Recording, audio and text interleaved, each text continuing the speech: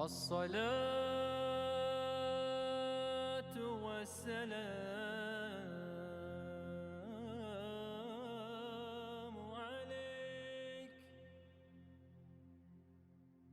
عليك يا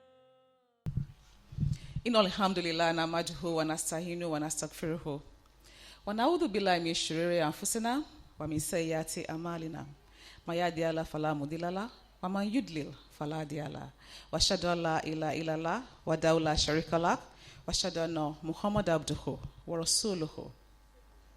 Indeed, all praise is due to Almighty Allah, and as such, we should praise Him. We should seek His protection, His forgiveness, but especially His protection from the evil which is within us and the evil which results from our various deeds.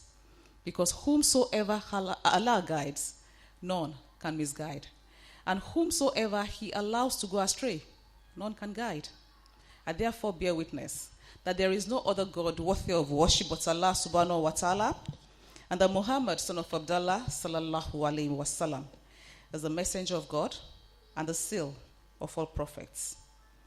My dear brothers and sisters, I greet all of you by saying, Assalamu alaikum wa rahmatullahi ta'ala wa barakatuh. After the first speaker, I was of the opinion that it would be woman, man, then I'll speak after my Lord Justice. But he said I should come and speak. And I'm like, okay. Oh, really? Thank you. Allah will guide me. Yes. Dream it, act it. I'm going to start by telling you something that happened way back. It was early in the morning, and I was about to take my bath, and I heard the word Islaam from like across the road. And what I was hearing was not too pleasant, so I just quickly put on my dress back, and I rushed out. And on getting out there, I saw a huge Christian congregation, and they were talking about Islam in a very bad light. And the congregation were there, they were shouting, they were jubilating, they were happy that Islam was actually being put down, being disparaged. And I was there alone. And I thought I could actually do something, that I had to do something. But what could I do? There were so many outnumbering me. So I started shouting, jumping. And they were looking at me like, what is wrong with her? Because they saw somebody jumping and shouting and agitating, but they couldn't hear a single word. Because all the shouting and everything was actually in my head. Then somebody came to me, a man that I had known from no way back, and he just put his hand on my shoulder and said, I know how you're feeling. These people are shouting, they're excited, because they don't even know what Islam is all about. And whatever the pastors tell them is what they take in. That it is the fault of you Muslims. You should be able to educate them. You keep talking to yourselves all the time. Talk to other people too. And he said, why don't you write a book about your religion? And I was sober. And I started crying profusely.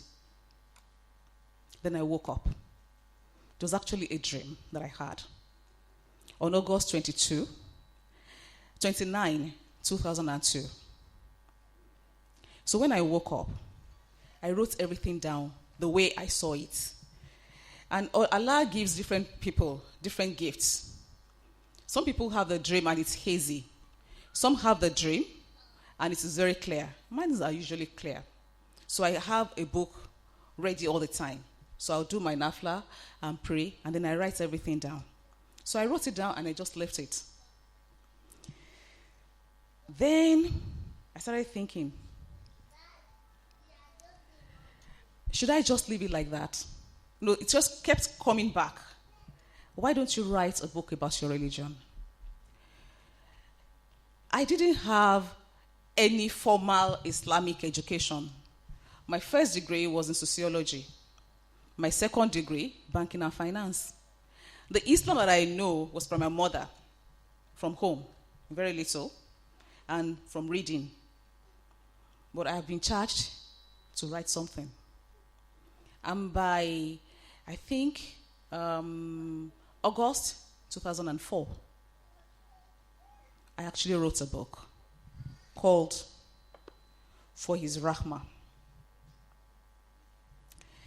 And by January 2005, I started writing the daily devotional called Living in the Light of Allah in 2005.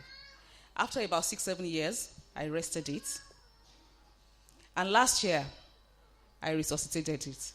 I made it e-copy and sent on a daily basis to people. And people read and say, it's wonderful, it's impacting their lives. Why am I saying all this? I had a dream, and I acted on it. Most people have their dreams, but they let the opportunity go. And I didn't even know I had that in me. I know I like to read, but to write and make meaning and let people read is something that I never thought could happen growing up. But that is exactly what I do now. So I'm going to tell you some story of some great innovators who had dreams. Maybe not necessarily sleep dream, but they sit and dream of greater things, and they actually do them. I'll start with Robert Edward Turner, popularly called Ted Turner. He's an American, born in 1938, and he's the owner of CNN. When he was going to start CNN, they told him that, do you think you can survive? Do you think a news channel that will run 24 hours will make it? Because news can be very boring when you listen to the same thing over and over and over and over and over again. People like to see drama. They like to see Telemundo, a little bit of Z World, a little bit of Nollywood. But he said he wanted a news channel. People didn't give him a chance. And so many years now, CNN is a flagship. A lot of news channels have come up after CNN. The next person is Sir Richard Charles Nicholas Branson. Richard Branson, for short. He's a British business mogul, owner of the Virgin Empire, with over 40 companies. When he was 16, he started his first enterprise, a magazine, like a newspaper called Student. And he was so precocious that his principal told me when he was leaving high school that, Richard, you're either going to be a multimillionaire or billionaire or end up in jail because you had too many ideas. He channeled his ideas positively. He didn't end up in jail. He's a world-known multi-billionaire. He had a dream, or he had dreams, and he acted on them. Another person is Professor Muhammad Yunus. He's a Bangladeshi banker and economist. And he was a lecturer. But he felt he wanted to do something for the poor people, for the poor women, who cannot access loans easily. And so he started the Grammy Bank. It's a microfinance thing, so that he can give loans to people who cannot be given loans to by the big banks. And with that, he got the Nobel Prize for peace, and he's world known. When he said, I'll just quote what he said. He said, I saw firsthand how the loan sharks enslaved the villagers, and I thought that if I were to lend money to the poor, then the villagers could be free from the grasp of the loan sharks. I learned a lot sitting and talking with the women of Jobra. I came to know about things which I had never imagined, and so I longed to do whatever I could to help them. Here, I put some things in red. I want to see how I can free the people of Jobra from loan sharks. He wanted to help. So your dream must include helping others. And that is when it can be a big success. And he said, I long to do whatever I can to help. So helping others, thinking about others, so that they can be better. And one thing from all those people that I've talked about, the three of them, is that they're innovators. And innovation is the process of creating something new that makes life better. So if your dream does not include making life better, it's a dream, yes, but maybe not what will be sustainable. You'll just be successful for yourself. But the most important thing is to be successful for a whole lot of people. Innovation is impossible without passion.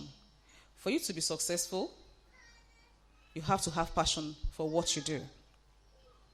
Innovators see the world differently. They're not your regular Joe. They're not regular people. They're out of the box thinkers. They dream big. And they act on their dreams. They're out of the box thinkers. And so, to be successful in life, when you have your dream, there's some prerequisites that I've just put here to success. You have to identify a problem to be solved. I have two examples here. Auto reg. Everybody, you want to register your car, and then you go to the ministry, and you know all the trouble that comes with it. But some people sat down and said, okay, we can automate this thing so that everything is captured. And today, AutoReg is solving a problem. Another idea that just came to my mind is a flying doctor. There's a young woman that thought people are dying and they need to be evacuated. And what did she do? She started an helicopter service to fly people out of the country, people who have the money. So she's providing a need. So if you want to be successful in whatever you're doing, you have to identify a need that needs to be addressed. And when you decide on a problem to solve, you have to be able to think and think and think and think. Deep thinking. Not just say, okay, I have this dream and I'm just going to go on and do it. You have to be systematic. And I always have something that I tell myself, that whatever I do, I have to write down. You have a book near your bed or in your purse or wherever you are that you just put all your ideas. Because I tell you, the dullest pencil is sharper than the best brain. And that is my mantra. The dullest pencil is sharper than the best brain because we are made to be forgetful. So when you have your ideas, just write them down. Roughly, if it doesn't even make sense to you at that particular point in time, sometimes later you can go back to them and then you now say, oh, okay, I really wrote this down like 10 years ago or 5 years ago. And that can be the clincher. That can be what will make you in life. So you write your ideas down. You have to be focused. You have to be determined. A lot of times, when we do things or when we have ideas, it doesn't, it's never going to be easy, for sure. All those people that you see that are very, very successful and you think they're very successful, they must have had some grounding, some grinding, some tears, some pressure before you see them excelling. So when those times come, you have to remain focused. You have to be determined to be successful. Determination is very, very, very key. If you're not determined, you can be swayed. So you have to pray to God for the spirit of being focused, of being determined. You have to have a strong passion. Because without passion, you can never do much. When people ask me, some people say, I'm leaving my job, what do you think I can do? And I find that very, very difficult to answer. They think, you are successful, so you must have plenty of ideas of what we can do. I am me. I know what I like. I know what I'm passionate about. if you're not passionate about something, you just do it a little, and then you have a little bit of problem, you leave it. But if you have passion for it, come rain or shine, you stick with it. And then sticking with it, you make a headway. The Yorubas have a saying that if you keep drumming a drum, hitting it, it's going to tear one day. You hit the bullseye. So you just don't say, I'll do what any other person is doing. You don't want to be a copy. It has to be you. And nothing is really original, but by the time you pick something from here, from there, you can now make it a nice, unique thing that you can work with. Hard work, there's no compromise to hard work. No second opportunity, no second thoughts. There's no other option. Nothing good comes easy.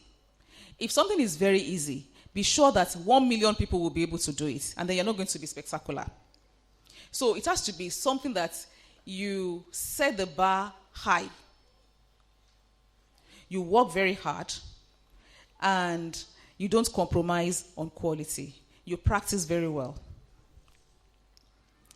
And one other thing why we cannot compromise is because we're Muslims. And we always have this toga of not being thorough people, not being very good people. But we have to prove that we're very good, we're very thorough. So for us in this hall, whatever we do, we have to make sure that we put our best into it. My justice, he just didn't get there with knowing people. He works very hard. He was asking the doctor, what do I do? Because I work very often. I work very hard and I'm on my system all the time. That is somebody who works very hard. And that is why you keep doing it the same way, you're definitely going to get the same results. So you have to learn to innovate. And the world is such a small place now. I remember when I was doing Arabel, I didn't have so many people doing Arabel kind of thing. And then I can say, okay, I have a near monopoly. But today, a lot of people are doing something similar. People don't even have shops, but they have their shops on Instagram, on internet, and there are a lot of people doing the same thing. So you have to be able to reinvent yourself. You can't say you have technophobia. You have to love technology. You have to embrace new things. Otherwise, you won't be able to survive. And you don't want to do something that you do for like 2 years, and then you're not doing it again. That is not success. You want something that you will be able to do, that will outlive you, that will be there for a long time, and that people will also say, when you are gone, that she actually, or he was here, he did this. I give example of Guinness. Guinness was, I think, almost 200 or 300 years ago. It's still here. And so when you have your dream, you want to think of something that you want to do that can outlive you. And it is very, very possible. It is doable with the help of God. Guinness is not even something halal, but it is there, doing well. So how much more, if you now think of something halal, something good that will benefit humanity, and you put good structure in place, you are focused, you are determined, you work very hard to nurture it from now. You know that it will just bloom, inshallah. Then you have to have the ability to ignore market noise. There will be people discouraging you. There will be people saying, no, it can't be done. Those people, you brush them off. Because you know that you are determined and you believe in your God and you believe in your own ability. To believe in your ability is very, very important. So when you have your idea, when you have your dream, don't let people tell you it can never be done. Because you have in you to do a lot. Allah has blessed every one of us with different talents. My talent is different from your talent. Yours is different from mine. And at the end of the day, if I die, who will cry? Assalamu alaikum wa rahmatullahi ta'ala wa barakatuh. All praises and gratitude is due to Allah subhanahu wa ta'ala, the controller of all affairs. Admonition Islamic Center hereby expresses solidarity with Nigerians at this critical moment of our nationhood due to the scourge of COVID-19 globally. We especially feel for the Muslim Ummah, who from all indications will have to start the 2020 Ramadan season in complete lockdown. There won't be Taraweeh, no physical tafsir sessions, no joint iftar, no itikaf, and possibly no Eid al-Fitr prayers. For the same reason, the AIC is supposed to be 10 years this year, and arrangements have been concluded to feature 10 guest speakers for 10 hours at the prestigious National Art Theatre Igomu, Lagos on Saturday 2nd May 2020. But by Allah's will, it will not hold again. We take solace in the fact that Allah is the best of all planners and He alone knows best. We beseech Allah to spare our lives till next year's Ramadan 2021, inshallah. We pray for Allah's forgiveness, that Allah heals the world, put an end to this pandemic, and give us the privilege to be together for His sake again, to witness more Ramadan in good health. Ameen. Inshallah, our focus this 2020 Ramadan in our own little way is to provide foodstuffs to the fasting Muslims who are in need. May your rewards be great with Allah as you join us to make this dream a reality. For inquiries, call 0802-335-5870, 0808-690-5870, or 0708-378-7920. Account details: Admonition Islamic Center, Bank, Sterling Bank. Account number 050-021-1796. Lukman Adekombi for AIC. Ramadan Mubarak. رمضان رمضان يا حبيب رمضان. Bismillahirrahmanirrahim. Hidna sirata mustaqim. Alhaji Abari said, deep thinking, there's nowhere that deep thinking is there in the Quran. Is that what you said?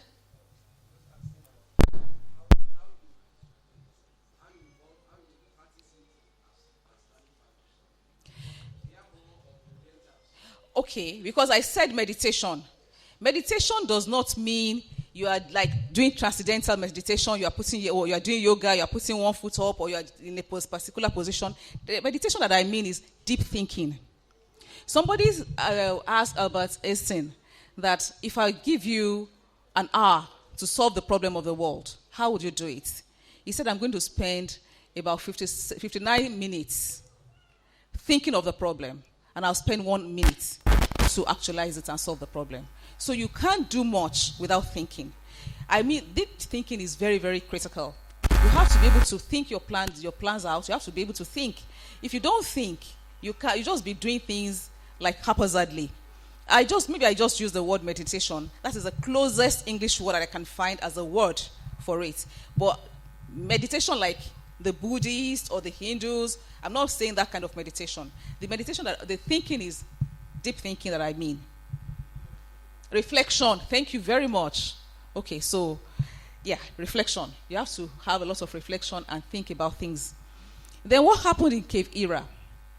That we didn't know what happened. Maybe the prophet was meditating or was thinking or was reflecting, and that was when Angel Gabriel came to him. I said at the beginning that the best I had to being an Islamic, that I can write Islamic thing, is from my mother, the little I got from home, and from reading. So I don't claim to be a scholar that knows everything that happened in the in cave era. So maybe when Imam is going to talk, he's going to enlighten us more about that. Alhamdulillah is here now. So what I know is the prophet was always going to cave era to think, and Allah visited him with prophethood and blessed him with prophethood. Then your third question is, how do you get copy of e-litla? E-litla is actually free. Allah has been merciful to me. I've written everything down, so I just paraphrase and I send out. So if I have your number, I can send to you on a daily basis. And by the way, it's on Facebook, Arabel Islamic Nigeria, 7 a.m. every day. So if you follow Arabel, or is it like Arabel Islamic Nigeria, you get living in the light of Allah, 7 a.m. every day, inshallah. And if I have your number, I can send to you on WhatsApp as well. So it is free. And then you are also free to send to people. It's a blessing, and so we can bless other people with it as well. About entrepreneurship, that the world now is talking so much about entrepreneurship. That if you work for somebody, does that mean you can't make it in life? No. You can make it very well. You can make it. And growing up, my mother used to have a shop in Bagi in Ibadan. And she always had people learning how to sell clothes. So if you're working for people now, or for somebody, it's a learning process. You learn something, you gain something from there. Before I started Arabel, I worked in the bank, and the knowledge I got in the bank is what I use in my business. I would have just taken people to work for me, sales assistants and stuff like that. But because I worked in a bank, in an established organization before, I know if I'm going to employ somebody, I give them letter of employment, I do this. I try to put a little bit of structure into what I do. So working for somebody should be an advantage for you to learn. And that is what you now take to do your own thing. And I'll tell you the example of Tantalizer. The owner of Tantalizer worked with Mr. Biggs, UAC. And she was maybe heading or close to the top with the Mr. Biggs franchise. And she thought I could do something on my own. And she started Tantalizer. So when you're working for somebody, and then the seed of entrepreneurship is in you, you keep nurturing it. You don't let it go down. No, you don't let it die. You know it. But, for some reason, you still need to bid your time, to learn, to make some money, to make some contacts. Experience is very, very key. So you can still, you can make it very, very well. And inshallah, you will. Inshallah. Then the second, somebody said, focus. I said about that you have to be focused and determined. But then you have a lot of challenges. That's what is my story. Arabel will be 19 years, inshallah, on November 5 this year. So for 19 years, I've been doing the same thing. So if I want to tell you the story of Arabel, in these 2 minutes that I have to answer this question, we won't leave here. So that story is very long. But how do I face my challenges? Somebody said to me yesterday that when he now started having he now has an Islamic shop, and it is when he started that he now realized what I must have been going through. That I must have been going through a lot, and I still make it seem as if it's okay, because it is a hobby for me. It is what I just love to do. It is a passion for me. So whether it makes it in Naira terms, I'm okay. If it doesn't make it so much, but I see somebody wearing my turban, or somebody buys a book from my shop, or somebody buys a frame, I say, oh, I bought this frame like 5, 6, 7 years ago, and I still like it. That to me is big success. So success doesn't have to come in monetary terms, not in figures. It could be in some other things that you can't just imagine. So for me, I think I've done very well. I'm so happy with what I do. And so my experience will be a long one, maybe another forum that we organize, maybe next year or sometime, and then we now say, okay, we have to do a real entrepreneurship workshop, then I'll be able to tell the story. But beyond that, you have to have a stick-to-itive attitude. Stick-to-itive. Like in stick to it, and then I put a VEE at the back. So once you are focused and you are determined, and then you like what you do, and then it is a hobby for you, you just enjoy your hobby. If you like to garden, and then you just see how your flower grows, you are happy doing it. If it withers away, you plant another one, because you just like to garden. So that is how I can just put it in a nutshell. I hope I answer your question. Then the sister said useful dreams, that some dreams are hazy. I made a differentiation between dreams. I said sleep dream, and then you sit down and I want to be something in life. Dream is just the word that I can use to quantify it. So if you have, not like you have a dream and then you are running on water and then you want to go and walk on water, or you are dreaming like this. No, that is not the dream that I meant. When you dream that I want to be somebody in life, you sit down, you contemplate, you reflect, like somebody said, that I want to be somebody in life. I want to achieve this. I want to be the best eye doctor in Nigeria. That is a dream, and it is doable. So may Allah subhanahu wa ta'ala guide us to do the right thing. Ramadan Mubarak.